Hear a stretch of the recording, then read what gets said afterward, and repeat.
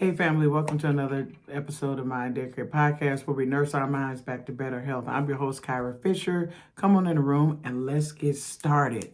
All right, y'all. So it's late. I know. But I wanted to come to y'all because I said, I have to be consistent.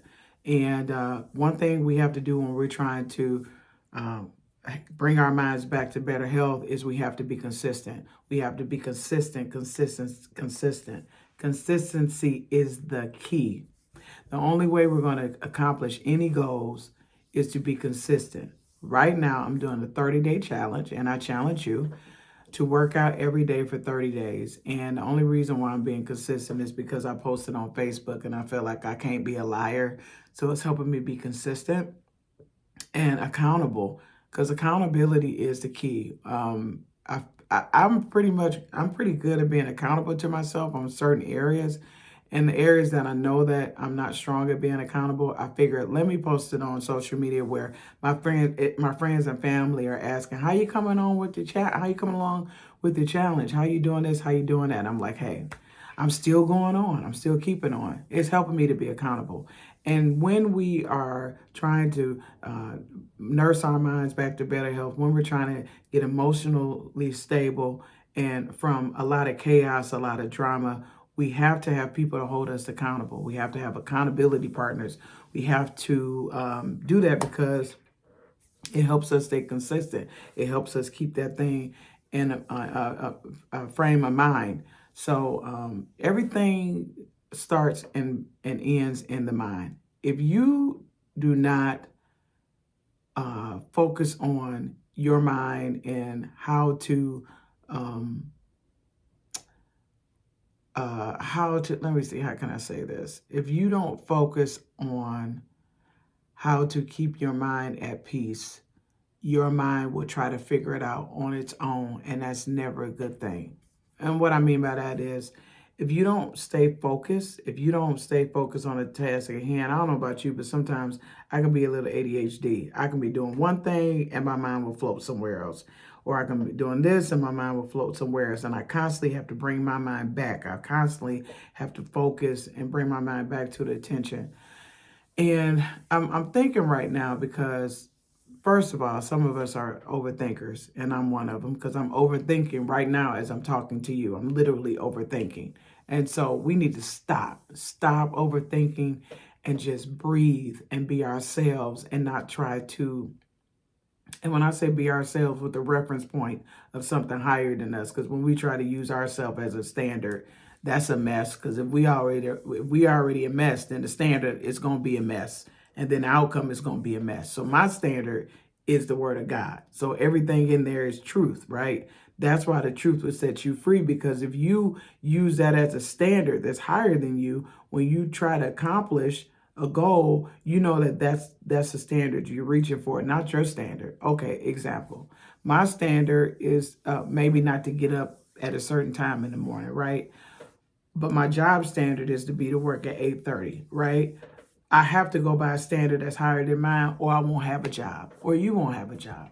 So this is how we have to work on certain things. However, I just want to hit really quick three vital steps to help with intrusive thoughts. That's really what I focus on at my daycare is intrusive thoughts. What are intrusive thoughts? Intrusive thoughts are unwanted thoughts, unpleasant thoughts, unwelcome thoughts that come to sabotage your joy, your peace of mind, and cause you to act in any kind of behavior, any kind of way, right? So I feel like as I do this show, side note, that I'm going to progress because I'm learning how to not think so much. Okay, and I digress. I'm back. So intrusive thoughts are uh, thoughts that try to attack your peace of mind.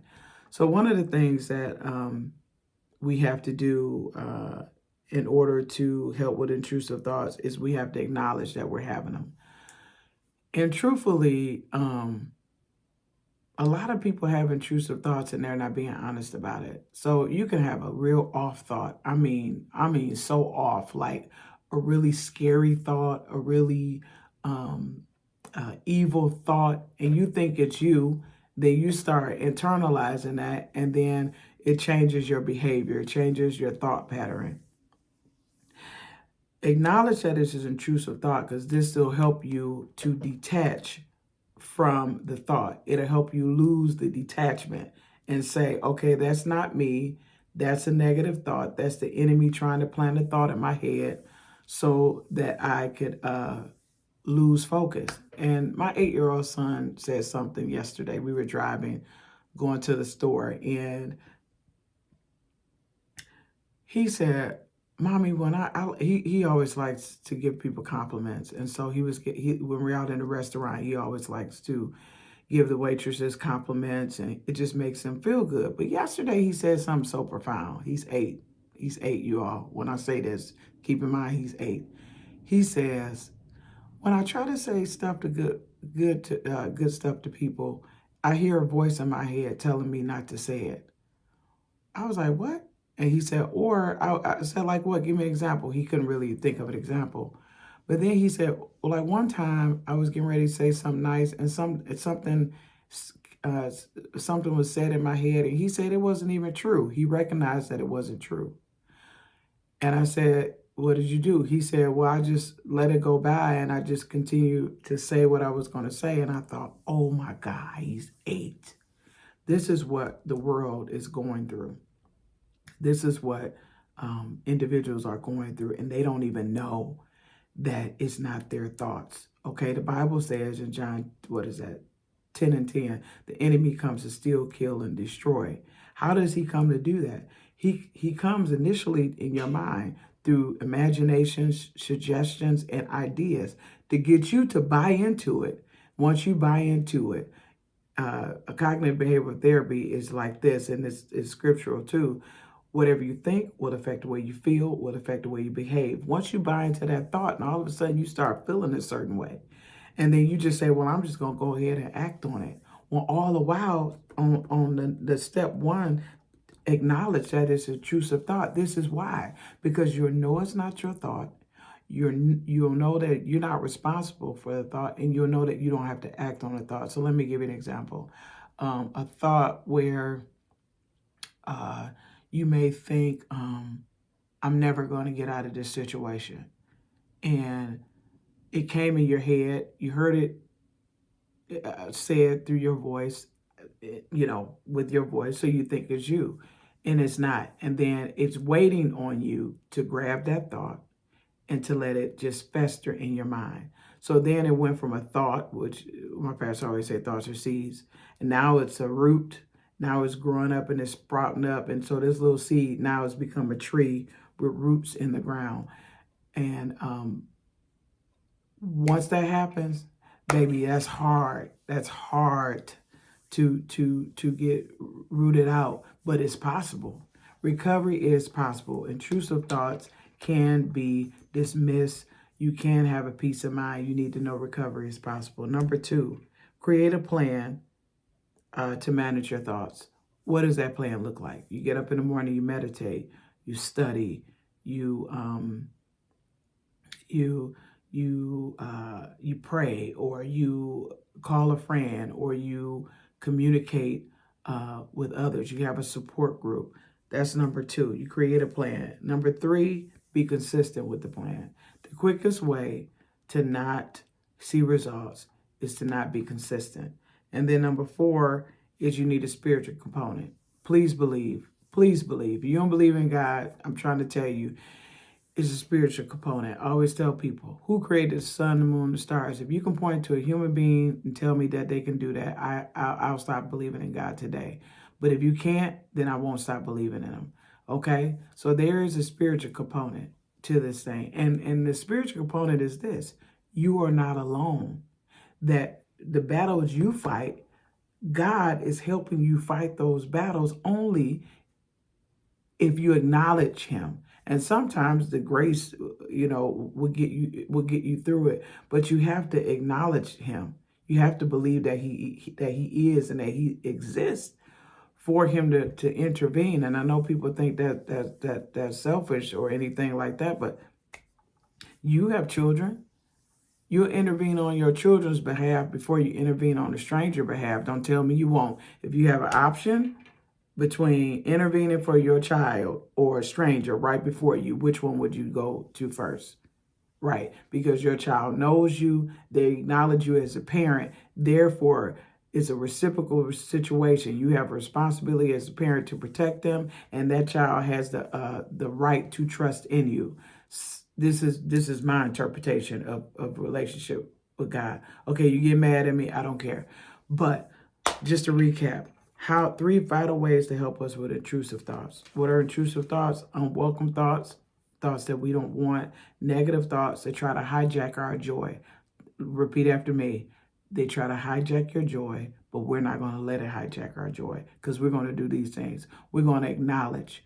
We're going to acknowledge that it's intrusive thoughts. Why? Because this detaches your connection with the thought, so you can look at the thought and not internalize the thought. Because once you internalize it, you feel like it's a part of you.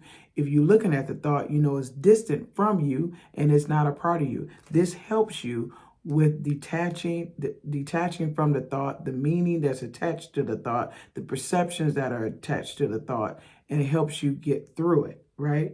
Create a plan. Number 2, create a plan to manage your thoughts. You got to have to. What do you do when an intrusive thought comes? One of the things that I do is I challenge the thought. I check the thought and I kick the thought out. I get busy doing something else. And if the thought comes back multiple times, I keep resisting. The word is resist. I resist the thought. I resist the thought. And I may have to actually say it out of my mouth. Oh, I see you, intrusive thought. You coming to steal my joy. I resist you. Moving on, right?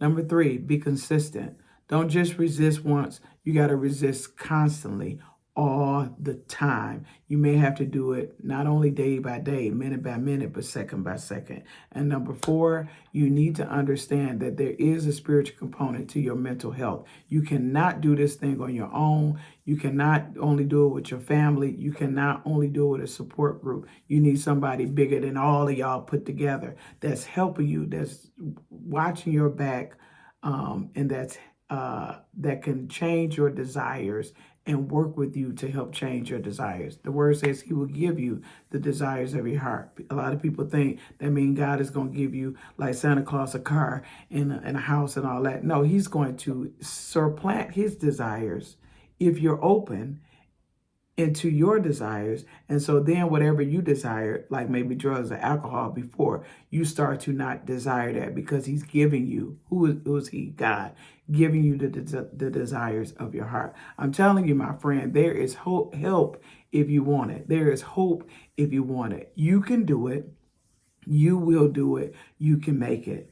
Resist those intrusive thoughts. Resist those thoughts that are telling you your husband doesn't think you're attractive. That's the enemy. Next thing you know, if you accept it and you don't resist it, you're arguing with your husband over a chicken snack.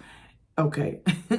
over who ate the last Kit Kat. You know, you're getting mad over that. You had your heart set on the Twinkie. You come in, the Twinkie gone. Your husband ate it, and all of a sudden the whole house is turned over because of something as simple as that. That's because you didn't resist the thought. So at Mind Daycare, we're going to be resisting these thoughts.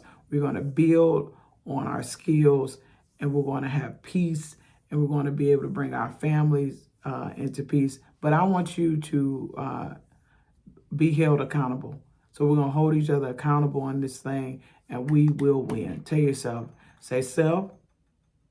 I was quiet because I was waiting on you to respond. So say self, I will win. Self, I will win. Now say this one. Either I win or I win. Okay? Ain't no win or losing. It's either I win or I win. Come on, say either I win or I win. All right. Well, that's it, my friends. I am done. I am donezo. And I appreciate you listening. And make your day a great day. And be blessed.